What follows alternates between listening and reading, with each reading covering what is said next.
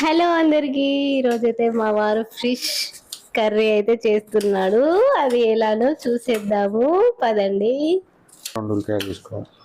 Fish ముక్కలు, onion, పచ్చిమిర్చి ఇవైతే కట్ చేస్తున్నాడు. ముందు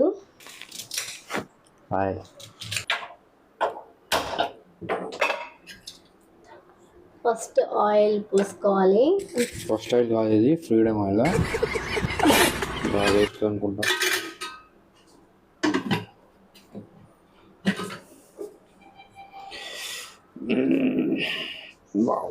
జీలకర్ర మెంతులు వేసుకుంటాను దీంట్లో.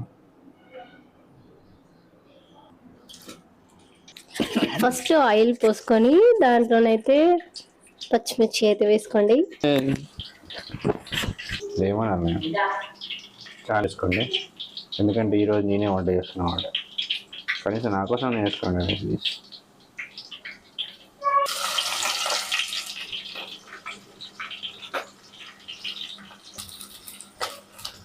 ఇంట్లో కలుపుకోవాలి. ఫ్రెండ్స్ అయిపోతుందా ఫ్రెండ్స్? అల్లం ఎక్కువ వేసుకోవాలి, ఎందుకంటే ఫిష్ స్మెల్ వస్తుంది.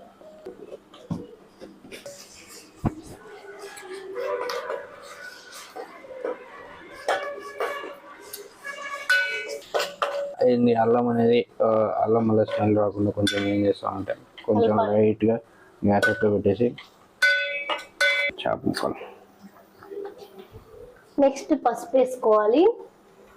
కొంచెం ఎక్కువ వేసుకుని ఏం కాదు, ఎందుకంటే పసుపు ఆరోగ్యానికి చాలా మంచిది. పసుపు అనేది మన ఆరోగ్యానికి చాలా మంచిది, మా వారు చెప్తున్నారు.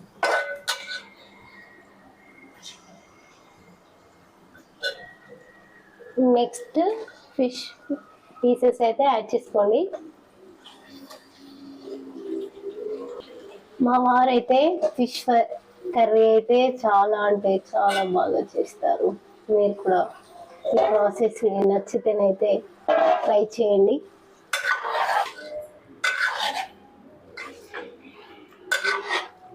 కొంచెం స్మూత్గా హ్యాండిల్ చేయాలి వాటిని, లేకపోతే ఇప్పుడే కలపాలి. ఉడికిన తర్వాత కలపడానికి లేదు,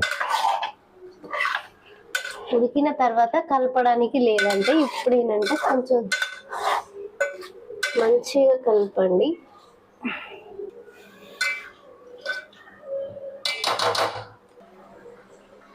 కొంచెం సాల్ట్ అయితే యాడ్ చేసుకోండి.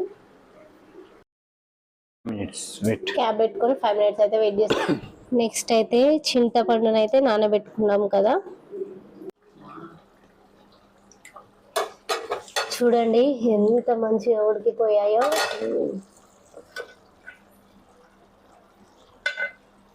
బాగా వాటిని కలపద్దు, లేకపోతే చునిగిపోతాయి.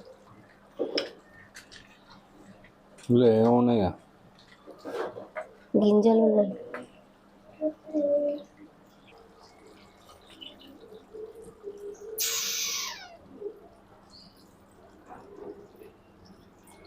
చింతపండు రసాన్ని అయితే యాడ్ చేసుకోండి. నెక్స్ట్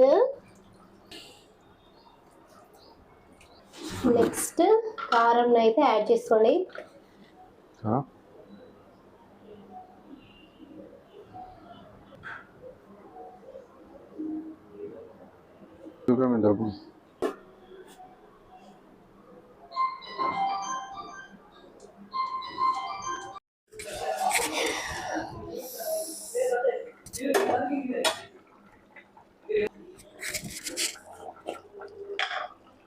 ఇదైతే జీలకర్ర మెంతుల పొడి. ఎక్కువ వేసుకున్నారు అనుకోండి కర్రీ చేదు వస్తుంది, సరిపడేంత వేసుకోవాలి. మా బావ చూడండి ఎంత క్యూట్ గా మాట్లాడుతున్నాడో. ఇదైతే కొత్తిమీర.